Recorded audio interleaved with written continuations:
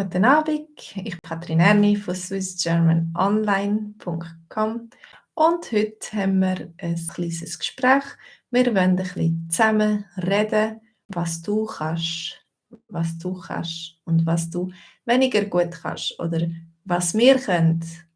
Kannst du gut kochen? Das ist der Titel von unserer Lektion heute, von unserer Konversation, sagen wir so. Hallo Olivia, schön bist du da. Die Frage ist, kannst du gut kochen?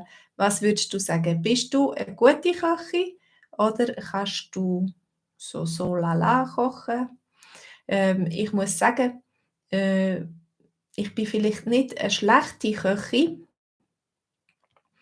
aber manchmal, wenn ich zu viele Sachen aufs Mal machen will, dann kann es schon sein, dass mir das Essen verhält. Also, kann ich kann eigentlich kochen, aber es kommt nicht immer gut. Es kann sein, dass mein Essen, verbrennt oder so, wenn ich meinen Kopf bei etwas anderem habe, wenn ich plötzlich an ein Telefon muss oder mir jemand ruft oder so, dann bin ich manchmal ein bisschen vergesslich. Kannst ist Marihuana, Haschisch, das ist Marihuana. Aber das ist nicht unser Thema heute, genau. Das kann man rauchen, aber genau, ich muss mich konzentrieren. Ich weiß nicht, ob mir das würde helfen, Marihuana, mich zu konzentrieren, oder ob das dann schon schwieriger wäre. Also ich muss bei der Sache sein. Wenn ich 100% in der Küche bin und am Zeit habe und am Kochen bin, dann mache ich es manchmal sogar gern. Vor allem, wenn es dann etwas Gutes gibt, dann nachher ist die Vorfreude gross auf ein gutes Essen. Bei der Sache sein, bei der Sache sein. Ich muss da sein, bei der Sache, die ich mache, bei dieser Sache muss ich sein und nicht an 10'000 andere Sachen denken und noch Telefon abnehmen und mit den Leuten reden im Haushalt, also mit den Kindern oder mit dem Mann oder so, sondern mich konzentrieren, genau. Kannst du gut kochen? Das ist das Verb ich können. Ich kann, du kannst, er kann, wir können, ihr könnt, sie könnt. Oder ich kann können. Früher konnte ich recht gut Gitarre spielen. Und hast du auch einmal ein Instrument spielen? Genau, Olivia, du sagst, du kannst gut kochen. Super, das ist natürlich schön. Wenn man gut kochen kann, dann hat man meistens auch etwas Gutes zum Mittag oder etwas Gutes zu essen. Leute, die weniger gut kochen können, die sind darauf angewiesen, dass andere Leute für sie kochen können, die etwas besser kochen können. Und die müssen vielleicht warten oder ausgehen essen in ein Restaurant, wenn sie etwas Gutes essen wollen. Aber eigentlich einfache Sachen sind gar nicht so schwierig. Ich denke, wenn man sich konzentriert, wenn man ein Rezept hat und wenn man gute Sachen hat, gute Zutaten, dann nachher können, glaube ich, alle kochen. Was denkst du? Olivia, du kannst ein bisschen singen. Schön, dass du kannst singen. Also, das macht doch Freude. Also, ich habe sehr Freude am Singen. Ich kann singen. Ich singe schon sehr lang. Ich weiss nicht, was für eine gute Stimme. Ich habe eine durchschnittliche Stimme, aber es macht mir sehr Freude zu singen. Ja, und es macht mir auch sehr Freude, mit anderen im Chor zu singen, mehrstimmig zu singen. Das ist ganz schön, wenn man nicht allein ist, sondern wenn andere auch noch mitsingen oder musizieren. Olivia, du kannst gut vegetarisch kochen, du hast gute Rezepte, vegetarische Rezepte, die dir gut gelingen. Ja, jeder hat so ein bisschen eine Spezialität, die er gut kochen kann. Ja, und die Leute, wenn sie zu Besuch kommen, sagen: du musst wieder das für mich kochen, das kochst du so gut. Olivia, das ist eine gute Frage. Kannst du Saxophon spielen? Ich kann, ich ich habe Blockflöte gelernt spielen in der Schule. Ich kann ein bisschen Blockflöte spielen oder Altblockflöte. Vielleicht ist es dann auch nicht so schwierig, Saxophon zu spielen, aber ich habe eigentlich noch nie probiert, Saxophon zu spielen. Das wäre, wenn ich jemanden würde kennen mit einem Saxophon, würde ich das gerne mal ausprobieren und schauen, wie gut ich kann Saxophon spielen. Hallo Abdullah. Danke, mir geht's gut und dir? Wir reden darüber, was wir können und was wir nicht so gut können. Die Olivia hat gefragt, ob ich Saxophon spielen kann. Oder die Frage ist, kannst du ein Instrument spielen? Hast du einmal gelernt, irgendein Instrument zu spielen? Zum Beispiel bin ich überrascht gewesen, wie gut im Sommer hat mein Sohn er hat probiert Alphorn zu spielen und ich bin überrascht gewesen, wie gut, dass er hat können Alphorn blasen und verschiedene Töne blasen.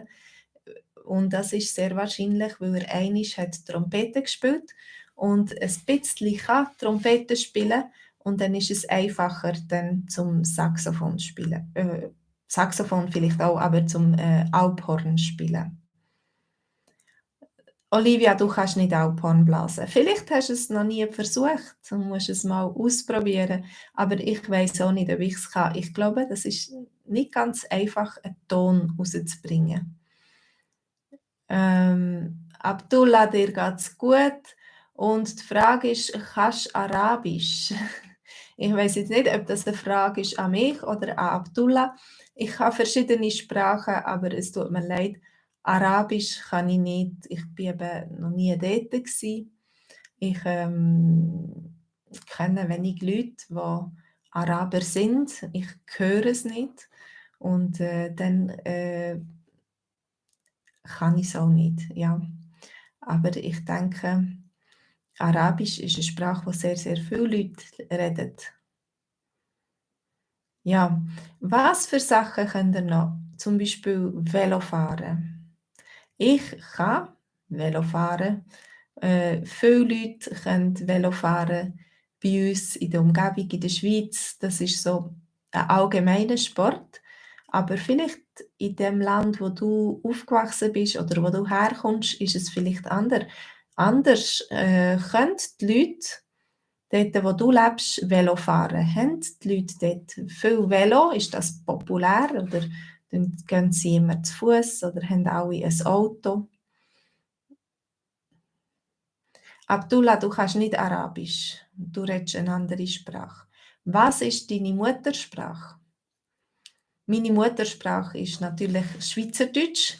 Ich kann gut Schweizerdeutsch.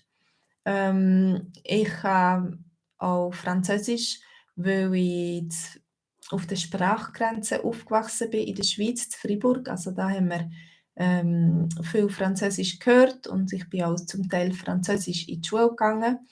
Also ich kann auch ein bisschen Französisch. Dann haben wir sehr viel Englisch in der Schule und ich war auch ein Jahr zu England gewesen. Und ich denke, dank dem, dass ich ein Jahr zu England war, kann ich auch gut Englisch. Das ist sehr wichtig für mich, dass ich die Sprache, die ich lehre, üben und reden mit den Leuten, die um mich herum wohnen oder mit Leuten, die ich kenne. Dann nachher kann ich viel besser eine Sprache lernen, als wenn ich nur ein Buch hören, ein Buch lesen oder mit einem Buch lernen. Also, welche Sprache kannst du reden? Welche Sprache kannst du reden? Ich habe früher ein bisschen Latein können, aber ich merke, ich habe auch schon viel vergessen. Wenn man eine Sprache nicht braucht, dann nachher vergisst man auch schnell viel, leider. Wer rastet, der rostet. Und so ist es mit meinem Gitarrespielen und so ist es mit meinem Latein. Ah, du kannst Persisch. Du kannst Englisch, Persisch, Griechisch und Deutsch, Abdullah. Wow, du bist viersprachig. Super. Olivia, du fragst, ob Persisch Arabisch ist. Das ist vielleicht nicht ganz das Gleiche. Aber da kenne ich mich nicht so aus. Ich könnte sagen, das ist für mich Hans was Heiri. Das ist egal, ich höre den Unterschied sowieso nicht. Was ist Persisch und was ist Arabisch? Das kann ich nicht unterscheiden. Das ist für mich Hans was Heiri. Das ist gleich. Also nicht gleich im Sinn von gleich, genau gleich, sondern im Sinn von, das ist mir egal. Abdullah, du willst noch Schweizerdeutsch reden? Lebst du in der Schweiz schon? Dass du Schweizerdeutsch lernen. Du kannst noch kein Schweizerdeutsch, aber du verstehst vielleicht immer besser Schweizerdeutsch, wenn du Schweizerdeutsch hörst und Schweizerdeutsch versuchst zu reden, Schweizer Freunde hast, dann nachher kannst du schnell Schweizerdeutsch lernen. Vor allem, wenn du schon ein bisschen Hochdeutsch kannst. Okay, was könnt ihr noch? Also zum Beispiel kannst du gut rechnen. Zum Beispiel, wie viel ist 5 plus 7? Das ist Rechnen. Wie viel ist 5 plus 7? Kannst du gut Kopf rechnen? In deinem Kopf ohne Kalkulator, also ohne Rechnung, Taschenrechner. Das wollte ich sagen, Rechnungsmaschine. Ohne Taschenrechner kannst du gut rechnen. Ich habe das früher sehr gerne gemacht. Ich habe Mathematik immer gerne gehabt. Ich konnte Kopf rechnen, aber das ist auch etwas, was man üben muss. Olivia, du sagst, dein Mann ist besser mit Rechnen. Ja, es gibt auch Leute, die einfach faul sind und sagen, die anderen sollen rechnen für mich. Genau, Persisch ist nicht ganz gleich wie Arabisch. Es hat einen anderen Namen, dann ist es sehr wahrscheinlich auch eine andere Sprache.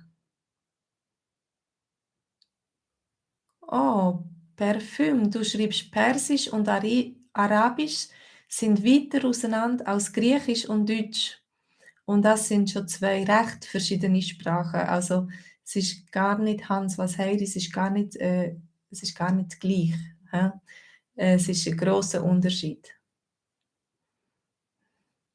Olivia, du bist ein bisschen faul mit Rechnen. Das ist immer einfacher, wenn man andere fragt, wie viel ist jetzt 7 mal 8?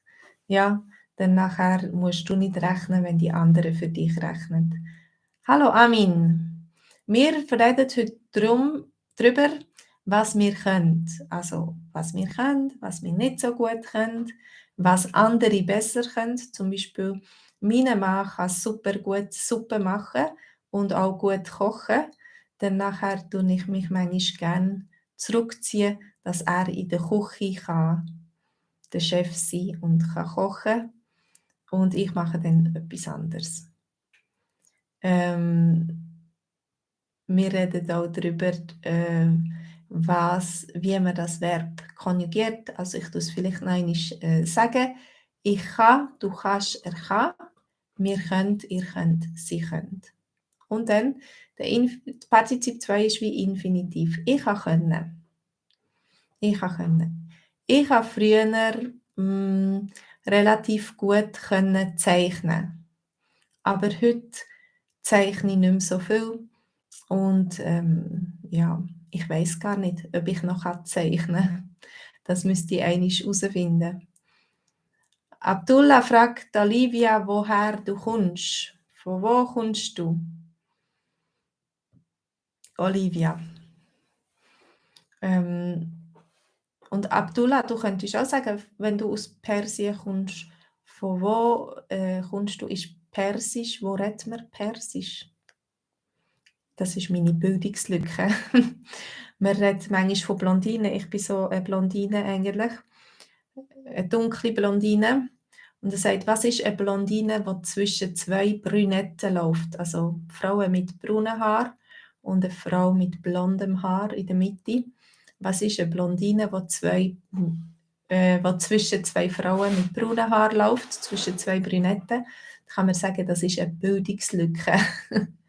Dort das sind so fiese Witze über Blondinen, wo so blonde Frauen, ähm, nicht so nett sind mit blonden Frauen. Olivia, das ist kompliziert, woher du kommst. Hm. Du bist gemischt, du bist nicht, einfach Bürgerin von einem Staat oder kommst nicht nur von einem Staat, du hast Blut von mehreren Staaten in deinem Blut, die Herkunft von mehreren Staaten in deinem Blut, ja. Und, so wie in Amerika gibt es ganz viele Familiengeschichten mit, Vorfahren aus Italien, Irland, England, der Schweiz, Deutschland, Schweden und so weiter. Also, das ist auch immer interessant. Manchmal, können die Leute ganz genau sagen, wie ihr Stammbaum ist, wo sie abstammen. Und manchmal, so wir Schweizer zum Beispiel, wir können nicht sagen bis in die 3., 4., 5. Generation zurück, was unsere Vorfahren gemacht haben, woher sie sind gekommen. Meistens sind sie sehr wahrscheinlich aus der Schweiz gekommen und dann aber wir wissen nicht so viel über unsere Familiengeschichte. Ja, also, das ist das Verb können gsi. Ich hoffe, ihr könnt gut kochen oder ihr habt mindestens jemanden in der Familie, der gut kochen kann, dass ihr jeden Tag etwas Gutes essen könnt. Und ihr könnt auch noch ein bisschen Schweizerdeutsch lernen. Ihr könnt auf swissgermanonline.com gehen und euch dort für den VIP-Kurs einschreiben. Und dann könnt ihr jeden Montagabend mit uns mit neuen Geschichten und neuen Texten Schweizerdeutsch lernen. Die Texte sind alle auf Englisch übersetzt und wir haben zuerst eine halbe Stunde Livestream und dann eine halbe Stunde Zoom-Treffen für die Interessierten. Und du kannst das gratis testen für 30 Tage lang. Also es kostet nichts, du kannst mal reinschauen. Vielleicht gefällt es dir. Es wäre schön, dich dort mal zu treffen. Und ich wünsche dir ganz ein schönes Wochenende. Mach's gut und tschüss. Tschüss Abdullah und Parfüm und Olivia und die alle noch geschrieben haben, das war noch jemand anderes.